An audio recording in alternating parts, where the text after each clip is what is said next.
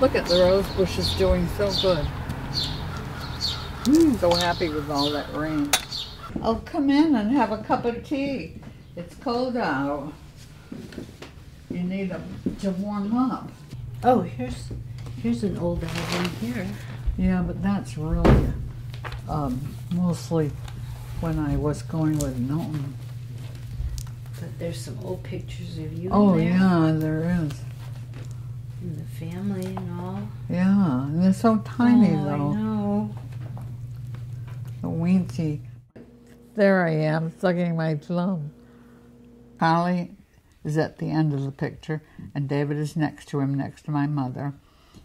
And then Ann is next to her, and Robbie, who was 4 years older than I was, and my father is holding me. Well, I always feel so lucky that my father chose to live on the island because he was getting sick in New York City, where he lived when he first came to America at 15. He came to America in 1905, and so it was shortly after that, a year or two later, that he came to Martha's Vineyard. And he liked it so much that when the summer was over, he went and got a job in a grocery store called Smith, Bodfish and Swift. In 1914, my father couldn't be a farm boy anymore because the barn had burned down off island. So he and his 3 brothers decided they could open a store. So my father and his brother went all over town looking for a house that could fit 2 families, because we were going to be 4 by then. And my uncle and I only had 1 child, but they really and truly needed a house also. So the 2 brothers were going to buy a house right across from the president of the bank. But the president of the bank wasn't a sweet person, and he said, no, I don't want any Jews, he said, across the street. And so they bought this one instead. The island was just heavenly to live. None of us, of course, ever learned to sail a boat or play tennis, but we had no time because my father believed in having all the children work in the store.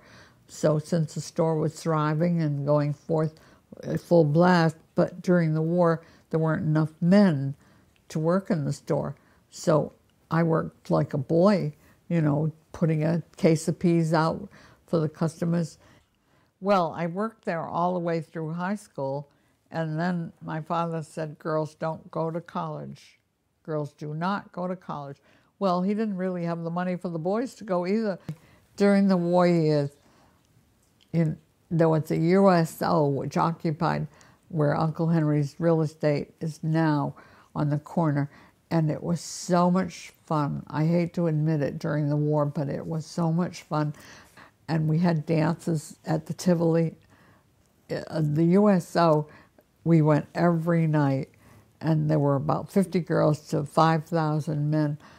But the Marines and Navy and Army and all those had to have an airport, and so they built it. And they built barracks, and the servicemen lived in the barracks, but they came to town a lot.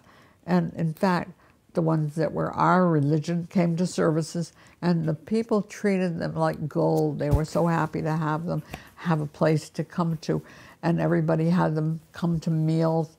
My mother would, because anybody that was interested in my sister and I was fine with my mother. In the back row is my mother and father, and my father's holding me. And in the front row is David and Carly and Robbie and my sister Ann. And here's another one. I think that I was 2 and about 4. And there we are out in the yard. When I turned 12, my father bought me a bicycle because we never had presents because he didn't believe in it.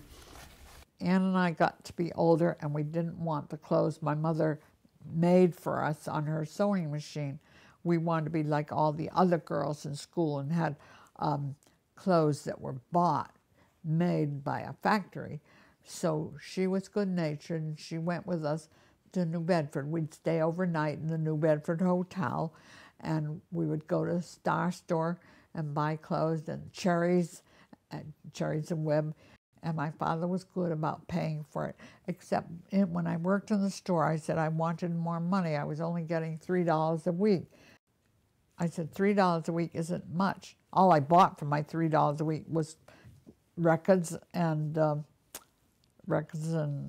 books, mostly. I didn't have to buy my own clothes at all.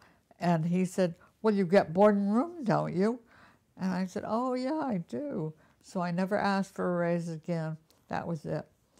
But anyway, the USO, I remember they taught us how to play Chinese checkers and how to do finger painting, which is something little kids do more. But we had never had time to do any of those things because we all worked so hard in the store. But after that, 6 girls went to New York every winter, and we easily got jobs, very easily. But in May, we would leave, late May. We wouldn't tell them we were going to leave. They had no idea. And then I remember one fur company made me credit manager. I didn't know what the heck I was doing, but anyway, they made me manager of the credit for furs.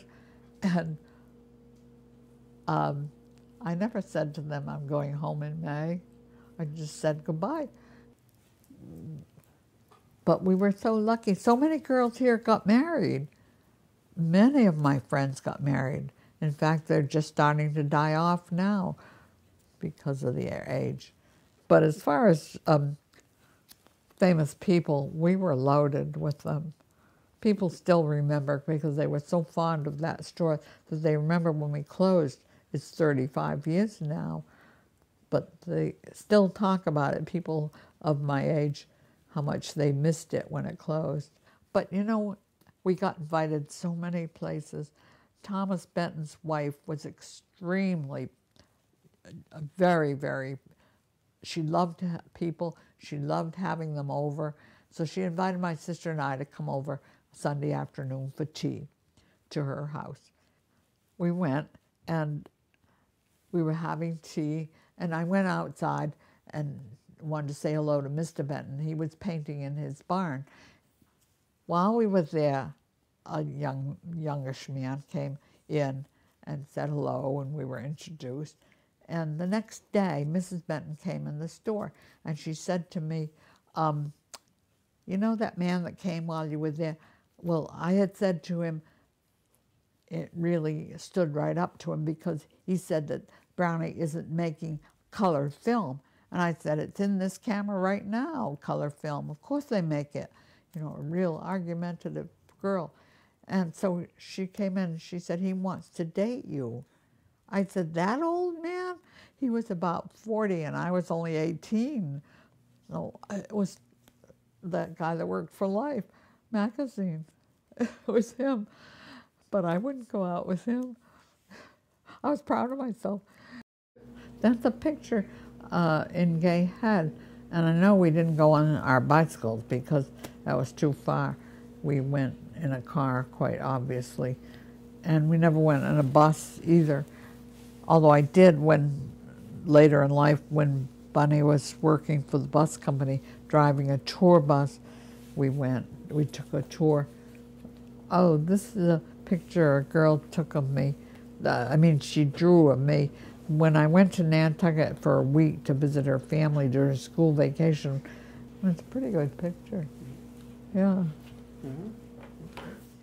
I have a picture of Doris, Ann, and Ruth. Doris lived upstairs. It was taken outside this house that I live in now. It's me on my new bicycle. This friend, Milton, and I went all over New England on our bicycles. We lived in New York at the time. I lived with June the same time that I was dating him. So we would go on our bicycles, and I think that picture's on Long Island because we went one weekend to Long Island. The Kronig family, all of Kronigs, that must have gone to New Bedford for that picture. Oh, it's from Doris's engagement party. My husband was a tailor, and then he became a slipcover and drapery maker, and he had bad nerves, of course, from the war, and that wasn't a happy thing. And so he died very young. He was only 52. So that's kind of sad. I don't like to talk about it a lot, but it was there, part of my life. And after he died, I was so fortunate that this man who belonged to the Hebrew Center, his wife had died, and we began dating. And, I had retired from school as a secretary in Tisbury School for 26 years and loved it. But I was dating Bunny Lewis, and he wanted to travel a lot. And so we did. We traveled. We went to New York, London for a wedding, his cousin's wedding. And while we were there, he had a stroke and died. And so when I got home, I hated not having a job. I really did. I was bored without a job. And Ann Nelson, who owned a bunch of grapes, when I went in, she said, "You bet you can have the job." I started as a clerk, and within no time, I was the buyer for the cards and stationery and everything but the books. Everything else, I was the buyer, knowing nothing about what I was doing, but I learned in a hurry.